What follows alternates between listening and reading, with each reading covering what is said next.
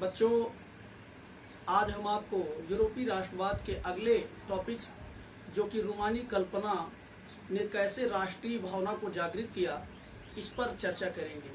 बच्चों, अभी तक आपने देखा कि युद्ध और सीमा विस्तार के माध्यम से भी राष्ट्रवाद का प्रचार किया गया, लेकिन कुछ ऐसे भी लोग थे जो इन सब से हटकर रूमानी राष्ट्रवाद और लोगों की भावनाओं को जागृत करते थे। इनके अंतर्गत क्या करते थे? जर्मन दार्शनिक योहाना ग्राटफिट, जो कि जिसकी ये मान्यता थी कि सच्ची जो जर्मन संस्कृति है वो आम लोगों में निहित है।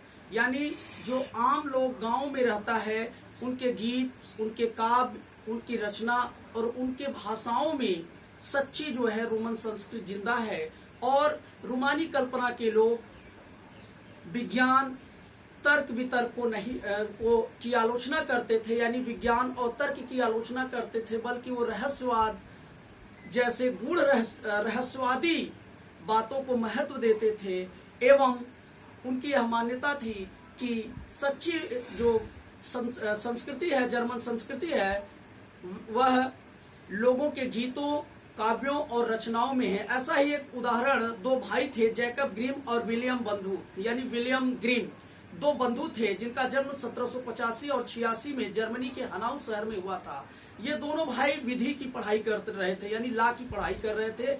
इस दौरान इन्होंने अपने शौकिया अंदाज में उस समय गांव में करीब 6 वर्ष जाकर लोगों के जो अनुभव थे, जो उनके गीत थे, जो उनके काव्य थे, यानी जो सामूहिक पहचान के तत्व थे, जिसमें लोग अतीत में समान संस्कृति और समान संस्कृति और समान तत्व जो उनको जोड़ती थी, उनके अनुभवों को उन्होंने लिखना शुरू कर दिया। और उसके माध्यम से उन्होंने वो उदारवादी आंदोलन के साथ जुड़े और उनका एक पहला प्रकाशन 1812 में प्रकाशित हुआ और उन दोनों भाइयों ने प्रेस की स्वतंत्रता का समर्थन किया। बच्चों, 1830 का जो दशक था, वो तीव्र जनसंख्या वृद्धि हुई पूरे यूरोप में, जिसका परिणाम ये हुआ कि गांवों से बड़ी संख्या में जनसंख्या का जो है पलायन होता है शहरों की तरफ।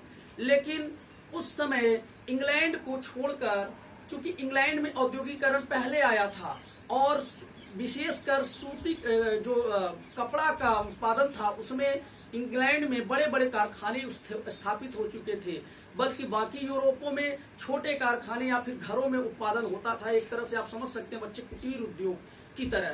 तो कपड़े के मामले में प्रतिस्पर्धा करना आसान नहीं था, जिससे क्या हुआ कि जनसंख्या की एक बड़ी आबादी को नौकरी की आवश्यकता थी और जनता भूखों मर रही थी। ऐसे ही परिस्थितियों में फ्रांस में 1848 में एक उदारवादी क्रांति होती है, यानी जहां पर जनता सड़कों पे उतर जाती है और तत्कालिक जो शासक था फिलिप, उसको सत्ता छोड़कर भागना पड़ता है। और पहली बार वहां पर वयस्क मताधिकार, यानी जो 21 वर्ष के उम्र के सभी पुरुष वयस्कों को मतदान का अधिकार प्राप्त हो जाता है।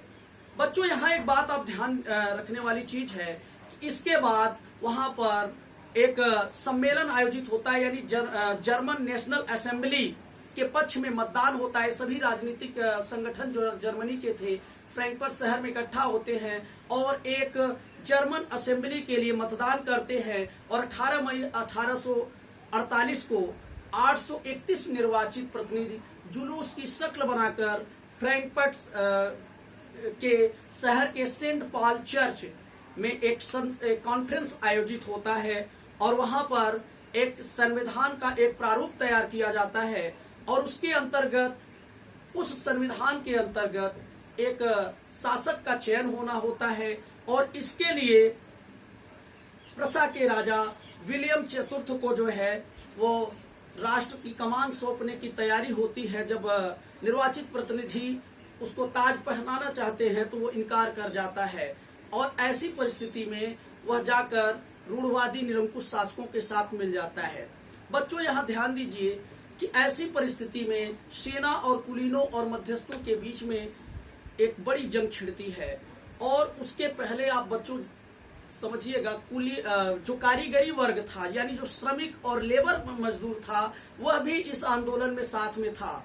लेकिन चूंकि इस उदारवादी असेंबली में मध्यम वर्ग का जो है दबदबा था, यानी मध्यम वर्ग बहुमत में था। ऐसी परिस्थिति में मध्यम वर्ग द्वारा निम्न वर्ग के श्रमिक और कारीगरों की मांगों को न उठाना और उनका विरोध करने से उनका सामाजिक संगठन कमजोर पड़ गया और निम्न वर्ग अपने आप को मध्यम वर्ग के मूवमेंट से यानी उनके आंदोलन से अपने आप को अलग कर लेता है, जिससे इस क्रांति का दमन हो जाता है।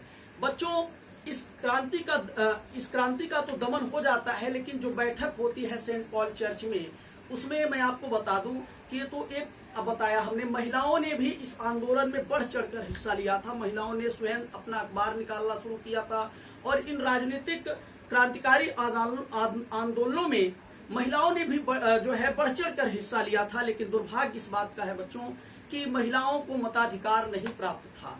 और उस सेंट पॉल चर्च के कॉन्फ्रेंस जो हुई थी, उसमें उनको जो चर्च था उसके बाएं दीर्घा में सिर्फ प्रेक्षकों की हैसियत से बैठने का मौका मिला था, यानी महिलाओं को इसमें कोई बड़ी भूमिका या किसी भी प्रकार की कोई भूमिका नहीं दी गई थी।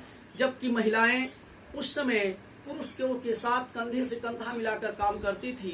तो इसके आगे बच्चों अब आपको हम ये बताना चाहते हैं कि किस तरह से राष्ट्रीय दृश्य की कल्पना की गई और भाषा ने, रूमानी जो लोग थे वो लोगों में भाषा का गौरव बढ़ाना चाहते हैं। मैं आपको उदाहरण के तौर पे दूं, आपको याद होगा जब भारतीय स्वतंत्रता संग्राम चल रहा था उस दौरान जैसे कि बंगाली भाषा के आधार पर बंगाल में और मराठी भाषा के आधार पर मराठा में, जैसे तिलक ने केसरी और मराठा जैसे समाचार पत्रों का पत्र निकाले, जिससे कि क्रांति की लौ आम जनता में जगाने का प्रयास किया गया। बंकिम चटर्जी का वंदे मातरम और रविन्द्रनाथ टैगोर जैसे और दयानंद सरस्वती जैसे लोगों को पुनः खड़ा होने के लिए, स्वावलंबी बनने के लिए जिन गीतों और जिन उपदेशों के माध्यम से एकीकृत करने का भारत में प्रयास हुआ, जिसके माध्यम से राष्ट्रीय भावनाएं आम जनमानस तक प्रचारित हुई, ठीक वही काम उस समय जो कि पोलैंड एक पिछड़ा और निरक्षर इलाका था, जहां पर ऑस्ट्रिया, रूस जैसे देशों ने, फ्रांस जैसे देशों ने अतिक्रमण कर रखा था उस देश का, यानी विभाजित कर रखा था।